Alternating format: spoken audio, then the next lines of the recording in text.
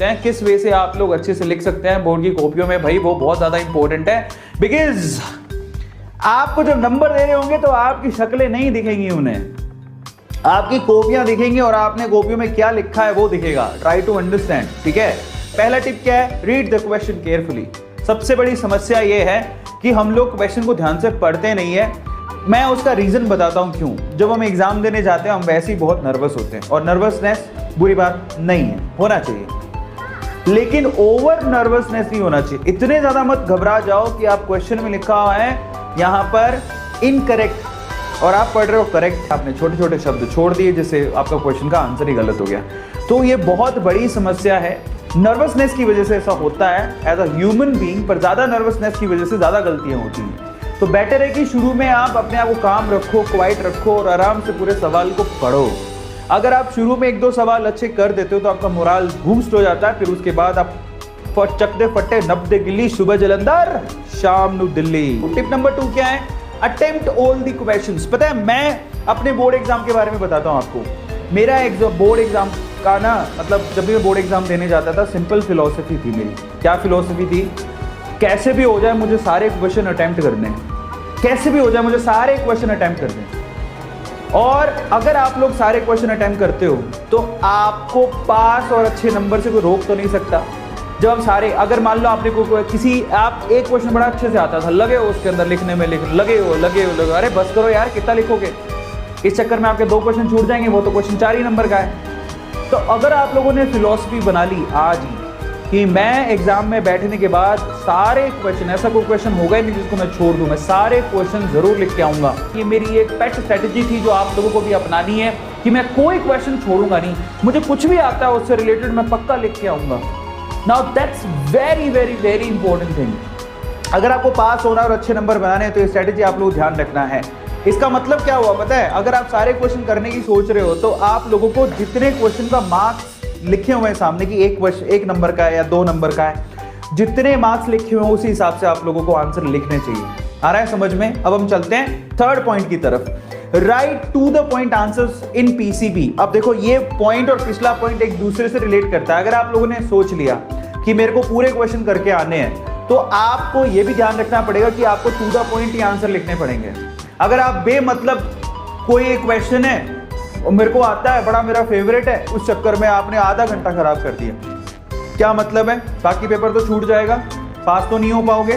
तो इतनी चाहत किस बात की है, आ गया समझ में। तो प्लीज आप अपना समय बर्बाद ना करें। तो ये अननेसेसरी बेमतलब का लिखना चिखना कोई फायदा नहीं है। आप टू द पॉइंट आंसर दें। कभी सेंटेंस का नाम लिखते हो कि लंबी की लाइन लिखते हो, तो नंबर उतने ही मिलने हैं। जो पहला सीधे लिख दोगे तब भी 1 ही मार्क मिलेगा, नहीं लिखोगे तब भी 1 ही मार्क मिलेगा, तो फालतू के झंझट पालना ही क्यों। आ रहा है समझ में। तो पॉइंट नंबर 4 क्या है, right answers in points only. मतलब आप देखो, मैं आपको समझाता हूं थोड़ा सा। आप इस किसी टॉपर की ये कॉपी है और ये सबसे बेहतरीन तरीका होता है किसी भी क्वेश्चन के आंसर को लिखने का। आप क्या करो, आप पॉइंट्स बनाओ। सबसे पहले पॉइंट बनाया, उसको अंडरलाइन किया और उसके आगे पॉइंट, और ये सबसे अच्छा तरीका होता है। और जितने भी आपके एग्जामिनर होते हैं ना, इसको बेस्ट तरीका मानते हैं, क्योंकि उन्हें ना ये पॉइंट पढ़ने को मिल गया। इसका मतलब आपका ये कि आपको क्वेश्चन का आंसर आता है। लगातार मत लिखो, कई बच्चे से लगातार आंसर लिख देते हैं, वो गलत है।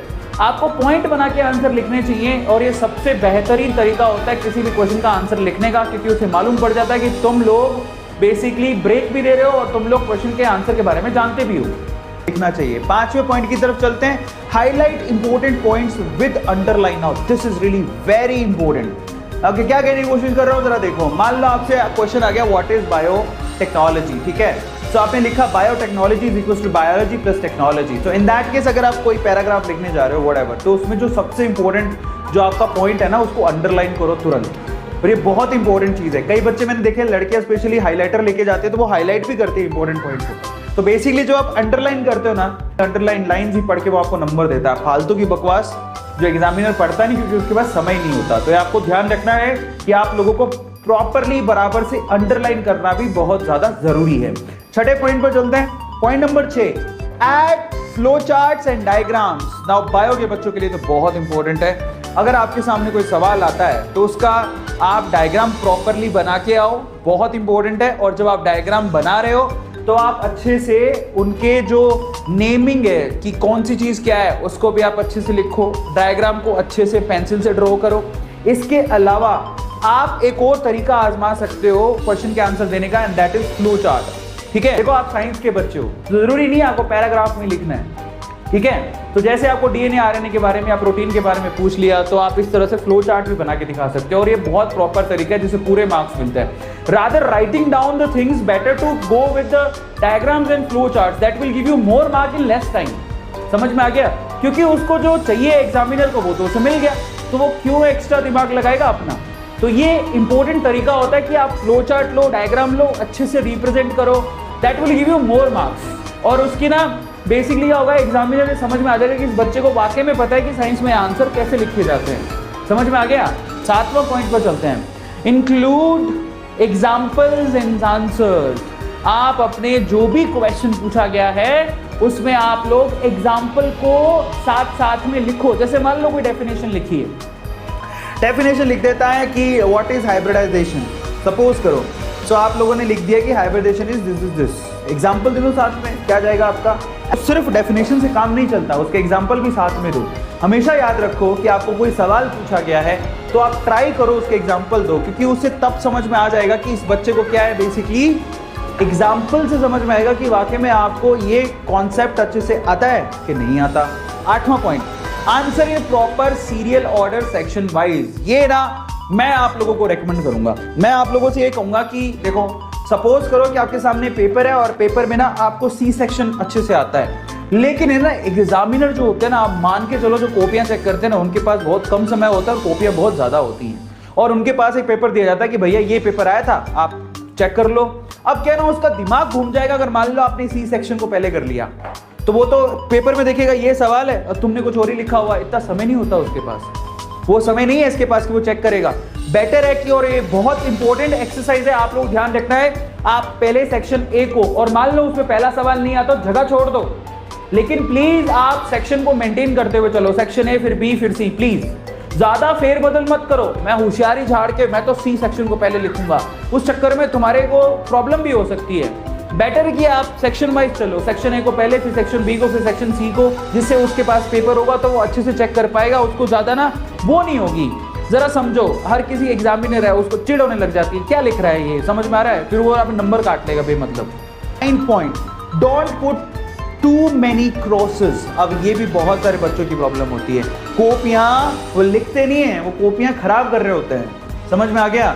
बहुत सारे बच्चे हैं जो अपनी ना इमेज खराब कर रहे होते हैं, कॉपियां खराब कर रहे होते हैं ऐसे कैंसिल कर करके। तो फिर पहले ही समझदारी से लिख लो, पहले बताओ कि किस किस बच्चे ने ये कारनामे किए हुए हैं कॉपी के अंदर, just write down chat section. किसके ऐसे मत किया करो, बेटर है कि आप लोगों को जब पूरा कॉन्फिडेंस हो आप तभी लिखो। क्यों हौच पौच मचा रखी है, जब आपकी गंदी कॉपी देखेगा आपको नंबर दे देगा। ट्राई टू अंडरस्टैंड, इतनी गंदगी मत फैलाओ कॉपी के अंदर, पता लगे कि कचरा ही कचरा दिखाई दे रहा है। 10वां पॉइंट क्या है, don't decorate the answer sheet. कई बच्चे बहुत होशियार होते हैं, बराबर टू द पॉइंट लिखो, इतनी डेकोरेशन मत कर दो कि सामने वाला कहे कि मैं डेकोरेशन के नंबर दूंगे, तुम्हारे मार्क्स के नंबर दूं, तुम्हारे कॉन्सेप्ट के नंबर दूं, किस बात के नंबर दूं। ठीक है, तो प्लीज आप ये काम मत करो।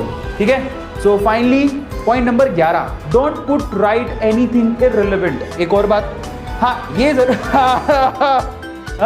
पुट राइट ये देखा मैंने कि कई लोग जैसे पास होना है, ठीक है, अब कुछ किया तो है नहीं कॉपी के अंदर, तो 100 रुपए के नोट डाल है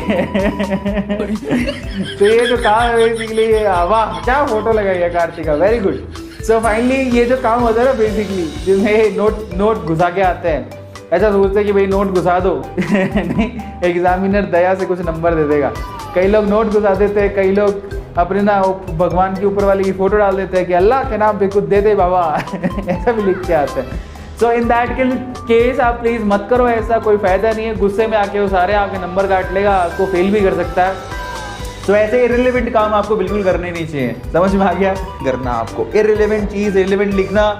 गुरुजी ऐसे कई तो हाथ जोड़ लेते हैं, गुरुजी प्लीज मार्क्स दे देना, पापा मारेंगे, मम्मी मारेगी, मेरे पापा को दिल का दौरा पड़ जाएगा नहीं नहीं, कई लोग ऐसा भी लिख देते हैं, अगर मैं फेल हो गया तो मेरे पापा को, कई एक टीचर को ऐसा लिख दिया कि बच्चे ने, अगर मैं फेल हो गया तो मेरे पापा को दिल का दौरा पड़ जाएगा, और मेरे पापा को दिल का दौरा पड़ गया तो उसके जिम्मेदार सिर्फ और सिर्फ तुम होगे एग्जामिनर अगर तुम्हें पास नहीं किया था, तुम ऐसी चीजें लिखते हो, उसकी क्या गलती है? तुम भी पढ़ के जाओ।